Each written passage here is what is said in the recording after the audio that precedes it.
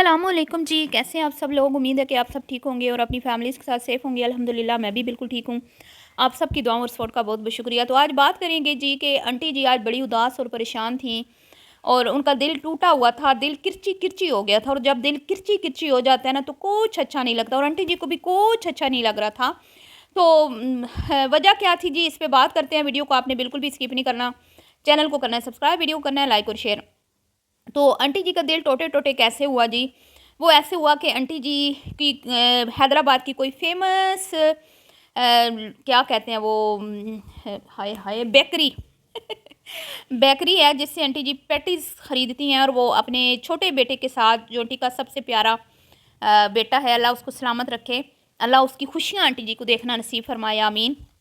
उनके साथ वो तशरीफ़ ले गई बेकरी में और बेकरी के जो मालिक थे वो टिकटॉक पे कोई वीडियो देख के इमोशनल हो गए, रोने लगे।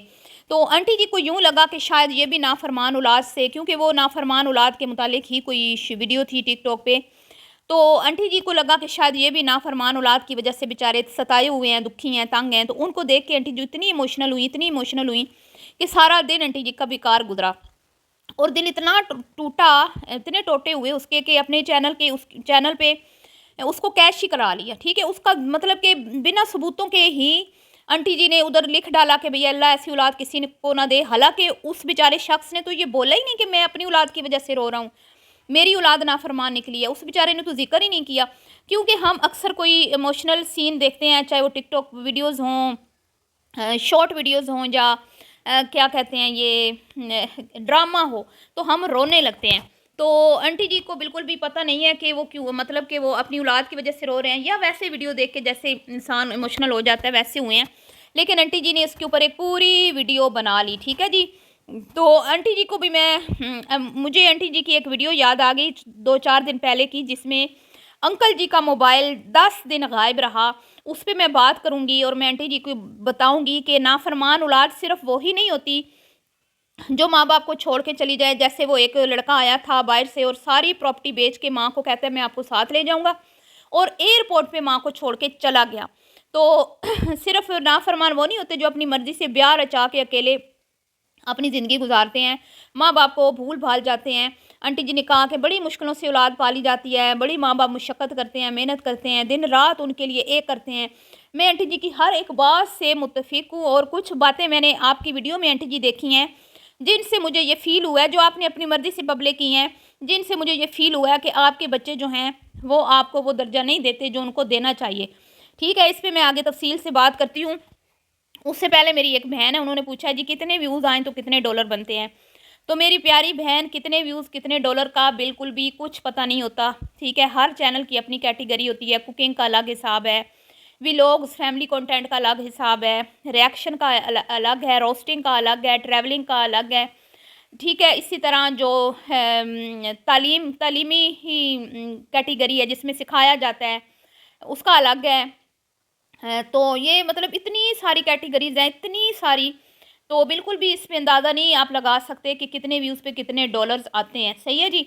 हर एक की वीडियो का अलग तरीका होता है, हर एक को अलग हिसाब से व्यूज़ पे डॉलर मिलते हैं। किसी को देखें ना, $1000 पे, मतलब कि अगर $1 मिला है तो फिर किसी दूसरे चैनल को 1000 व्यूज़ पे 1 भी हाफ़ डॉलर मिलेगा या 2 मिलेंगे या 3, ऐसे भी हो सकता है। तो ये कोई इसका कोई वो नहीं है, फिक्स नहीं है, बिल्कुल भी फिक्स नहीं है। ये सैलरी फिक्स नहीं होती। अगर ये फिक्स होती तो इतने सारे यूट्यूब चैनल हैं, तो चंद ही लोग क्यों हैं जिनकी ज़िंदगियाँ बदली हैं, चंद ही लोग क्यों हैं जो माला-माल हो चुके हैं और उन्होंने बड़े-बड़े घर, गाड़ियाँ बना ली हैं, बाकी सारे क्यों नहीं है? बाकी सारे उधर के उधर ही क्यों हैं? जैसे आंटी जी देख लें, आंटी जी ने पहले ये घर बनाया, ये इन्होंने किस्तों पर लिया था, बड़ी मुश्किलों से इन्होंने किस्तें उतारी, इन्होंने खुद ही शायद बताया वीडियो में, हाँ।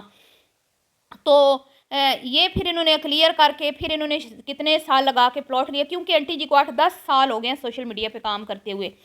इस दौरान कुछ ज़्यादा मैं नहीं कह, इन्होंने कोई प्रॉपर्टी इतनी नहीं बनाई। ये अब दूसरा घर बनाया है, वो भी बड़ी मेहनत और मशक्क़त के बाद। और आंटी के आपने देख रहे हैं ना, डेले बार आ गए हैं बेचारी आंटी, कितनी औखी हो रही हैं और बेचारी कह रही हैं कि मैं तो भई थक गई हूँ, मैं तो पछता रही हूँ कि मैंने ये घर का काम शुरू करवा लिया। और इसमें भी आंटी जी कहती हैं कि मेरे शौहर भी मेरा जो है ना वो साथ दे रहे हैं। जो मुझे समझ नहीं आती दे रहे हैं या नहीं, पर वो कहती हैं दे रहे हैं। तो इसलिए मैं आपको ये कहूँगी कि ये जो यूट्यूब है ना, ये बड़ा मुश्किल काम है। यहाँ पे अगर आप फैमिली कंटेंट बना रहे हो ना, तो आपने अपने घर मतलब ख़ुद को बरहना करके दिखाने के मुतरादिफ है। फिर जाके आपको व्यूज़ आएंगे, फिर जाके कोई आपकी वीडियोस चलेंगी। और अभी मैं एक वीडियो देख रही थी कि लड़की इतना रो रही थी, रिपोर्टें आ गई और फिर भी उसके 6000 व्यूज़ थे और हाल हाल उसने मचाई हुई थी। तो इतना गंदा कंटेंट बना रहे हैं लोग, आप देख रहे हैं कितने सारे लोग हैं जो उधर की उधर ही घसीटियाँ खा रहे हैं, कोई उनके हालात नहीं बदले। यूट्यूब चैनल पे के ऊपर हालात उन्हीं लोगों के बदलते हैं जिनके मिलियन या लाखों में व्यूज़ आएँ।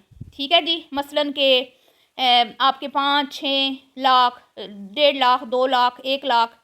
बाकी जिनके नॉर्मल आते हैं ना, जैसे आंटी शबाना जी हैं, इसी तरह मिंटो फैमिली है, पाक विलेज फैमिली है, ये जो पाक विलेज फूड वाले हैं ना, उनके तो व्यूज़ अच्छे आते हैं और उनके हालात भी बदले हैं, आपके सामने ही हैं। क्योंकि उनकी हर वीडियो 80+ एक मतलब के लाख से ऊपर जाती है, तो उनके तो हालात आपके सामने बदले हैं। लेकिन बाकी सब जो है वो कुछ इतना ख़ास आगे नहीं जा पाए। क्यों? क्योंकि भाई उनकी इतनी अर्निंग नहीं है। उनकी इतनी अर्निंग है कि वो अपने घर को बस चला रहे हैं या कोई छोटा मोटा साथ काम मतलब रेड़ लेते हैं। तो मेरी बहन, ये बड़ा मुश्किल काम है। यहाँ पे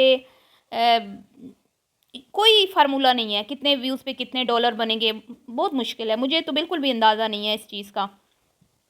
तो मैं तो मेहनत कर रही हूँ, बस जो मिल जाए ठीक है। लेकिन हमारा कोई इन्हिसार नहीं है ना इस अर्निंग पे, मतलब कि अल्हम्दुलिल्लाह ऐसी कोई हमें ज़रूरत नहीं है कि भाई अब मैं नहीं कमाऊँगी तो चूल्हा नहीं जलेगा। मैं ये नहीं कहती कि मैं कमा नहीं रही, लेकिन मैं ये कहती हूँ कि अगर ये हो ना कि भाई नहीं, मैं अगर छोड़ भी देती हूँ तो मुझे कोई मसला नहीं होगा, अल्लाह का शुक्र है।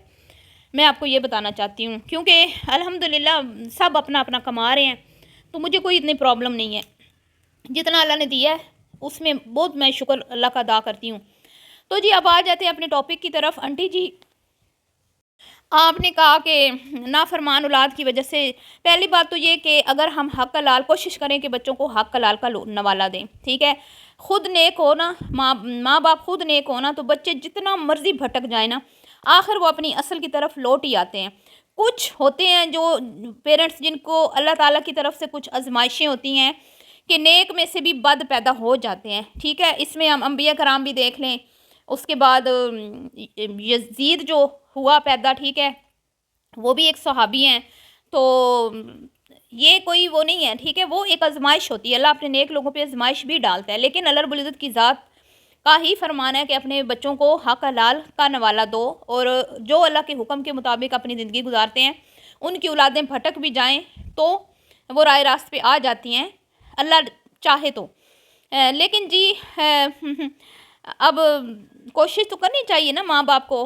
अब क्या होता है कि माँ बाप भी सारी ज़िंदगी हराम कमा कमा के अपने बैंक बैलेंस बढ़ाए जाते हैं बच्चों के। ज़ाहिर बात है पीछे बच्चों के काम आना होता है, लेकिन वो इतनी गफलत में पड़े होते हैं, उनको ये ख्याल ही नहीं होता कि जिनके लिए हम कमा रहे हैं उन्होंने तो हमें, मतलब हमारी आंखें बंद होने की देर है, हमें फटाफट से कब्रिस्तान फेंकना है कब्र में, और हमें याद भी नहीं करना। और पता नहीं फिर कोई फातिहा दरूद, कोई नेक बच्चे होते हैं, फर्माबरदार हैं, अल्लाह ताला सब की औलादों को नेक बनाए, तो वो अपने माँ बाप को पढ़ के फिर पीछे भेजते भी हैं, और सदका जारिया होती है नेक औलाद बेशक, और मरने के बाद भी वालिदैन के लिए शफात का बायस बनती है। लेकिन खुश नसीब होते हैं वो लोग, तो उनके लिए, ऐसे औलाद के लिए कभी भी अपनी आखिरत को ख़राब नहीं करना चाहिए, ठीक है। आप औलाद के लिए मुशक्क़त करें, मेहनत करें, क्योंकि हुक्म है, लेकिन कभी भी ऐसा काम ना करें जिसकी वजह से आपकी आखिरत ख़राब हो जाए। कभी ऐसा काम ना करें जिसकी वजह से आपको अल्लाह के सामने रुस्वा होना पड़े, ठीक है जी।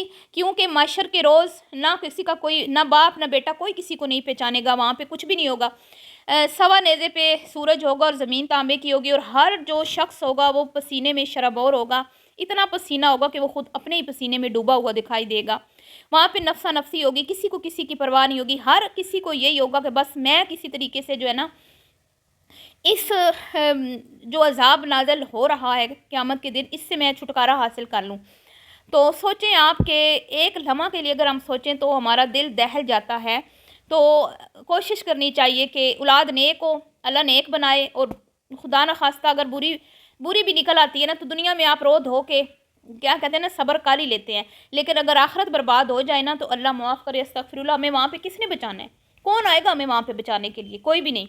तो आंटी जी पहले तो मैं ये कहूँगी कि आपको तो पता ही नहीं है कि उन अंकल के साथ क्या हुआ, ये वो अपनी औलाद की वजह से रो रहे थे, तो इस तरह आपको बिल्कुल भी कोई हक नहीं बनता था कि उनका हवाला दे के आप बात करें। दूसरा मैं ये कहती हूँ आंटी जी, मेरी प्यारी आंटी जी, कि आपकी सास बेचारी ने क्या गुनाह किए थे बेचारी के, जिन्होंने आपके इतने प्यारे हस्बैंड, आपके इतने लंबे चौड़े खिला पिला के उनको ऐसा शी जवान बनाया, और फिर उन्होंने तहैया कर लिया कि मैं तो अपनी अम्मा से जान छुड़ाऊंगा सबसे पहले जैसे ही अपने पैरों पे खड़ा हूँगा, और अपनी बीवी को तो अम्मा के सामने कभी नहीं लाऊंगा, मेरी अम्मा तो बड़ी जालिम है। तो फिर उन्होंने क्या किया अपनी अम्मा के साथ? आपके हस्बैंड ने खुद ही बताया था ना, मेरी अम्मा तो बड़ी डाढ़ी थी, तो मैं तो अपनी बीवी को पहले दिन ही लेके अलग हो गया था। तो सोचें कि आपकी सासू माँ का दिल नहीं टूटा होगा, क्या वो नहीं रो रही होंगी? हो सकता है उन्हें भी किसी ने ऐसे ही रोते देखा हो जैसे आज आपने किसी को रोते देखा, हो सकता है ना। फिर मैं ये कहती हूँ आंटी जी, जो आप हमारे साथ कंटेंट शेयर करती हैं ना, उसमें हमें कहीं से फीलिंग नहीं आती कि आपके बच्चे आपके बहुत करीब हैं, आपके दुख सुख के में आपकी तकलीफ़ को मतलब कि वो समझते हैं, आपकी टेंशन में वो परेशानी में परेशान होते हैं। मुझे ना थोड़ी ये फीलिंग नहीं आती, सॉरी आंटी जी, प्लीज़ मुझे माफ़ कर दीजिएगा। लेकिन जो आप दिखाती हैं हम तो वही बात करेंगे ना।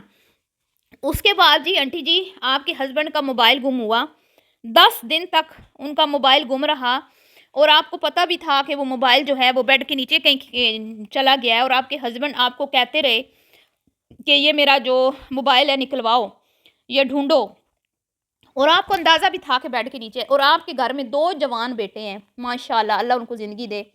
2 जवान बेटे होने के बावजूद 10 दिन तक वो मोबाइल बेड के नीचे पड़ा रहा, जब तक मज़दूर नहीं फैक्ट्री से आए, जो वर्कर हैं आपके, उन्होंने आके आपके घर के मतलब कि यार अपने बेडरूम्स में कौन घुसाता है बाहर के बंदे, हैं?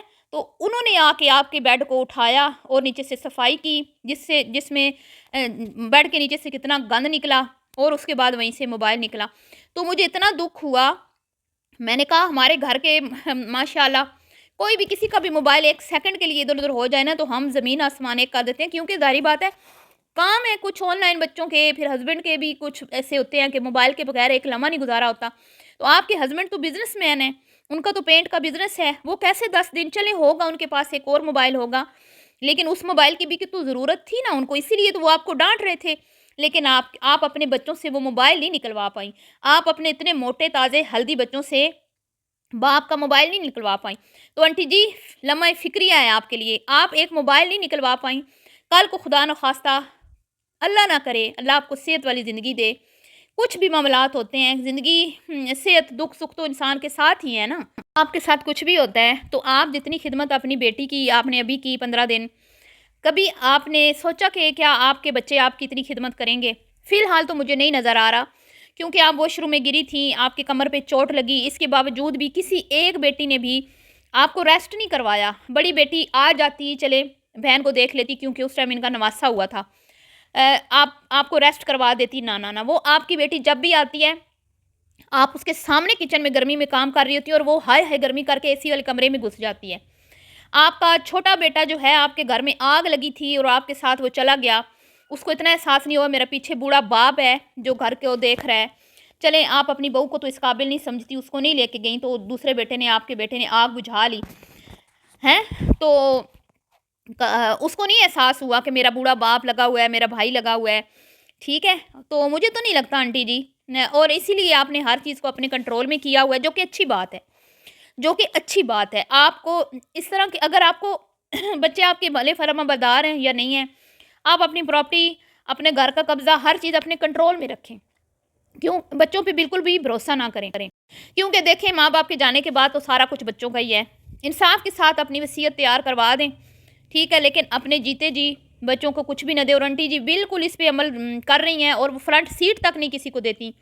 तो यकीनन आंटी जी आपको भी पता है ना कि आपके बच्चे कैसे हैं, आप इतनी उनकी खिदमत करती हैं, लेकिन खिदमत के बदले में आपको क्या मिलता है? एक बर्थडे पे सूट दे दिया, मदर डे का केक काट लिया, उसके अलावा तो कुछ भी नहीं। आपके हाथ कटे, मोच आई, अंगूठे जो हैं वो मुड़े, क्या कुछ हुआ आपके साथ? आपकी बहू फिर भी आपका साथ देती है, लेकिन आपकी बेटियां ना ना ना ना, खाने के लिए हर वक्त तैयार, लेकिन काम करने के लिए ना ना ना। ठीक है जी। तो बहरहाल जी, दुआओं में याद रखिएगा। वीडियो पसंद आई हो तो लाइक शेयर कीजिएगा, और अपनी कीमती राय का इजहार करना बिल्कुल भी आपने नहीं भूलना। मिलती हूँ आपसे नेक्स्ट वीडियो में। अल्लाह हाफिज़।